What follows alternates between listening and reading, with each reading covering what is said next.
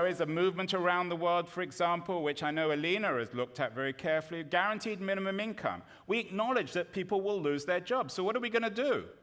We're going to guarantee them an amount of money so they can survive, so that they won't trash democracy. And these are initiatives in Switzerland, in Finland, in Brazil, all around the world. One has just been abolished, by the way. One in Switzerland was voted down. The one in Switzerland was voted down, but I interviewed for my book the person who began it, and in Zurich, a majority voted in favor, and he considered it a success because it began the conversation. Just as in the middle of the 19th century, the first initiatives to stop 11-year-olds working in factories or allowing people to unionize, those were put down. It takes time.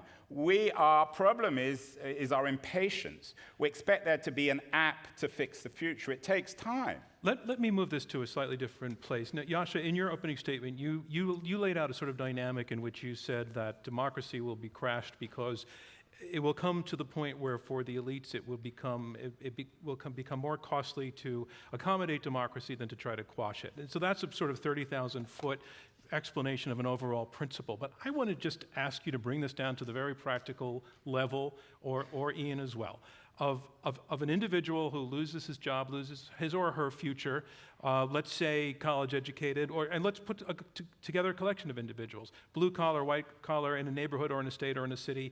They are among the losers. What are you telling me they're going to do politically that cracks democracy? What choices are they going to be making, are you talking about? Well, first of all, it's interesting that you're just thinking about the guy who lost his job. He might be a danger to democracy, but so might the person who actually now owns an army of robots. So I think that there's two different ways in which democracy might come under pressure.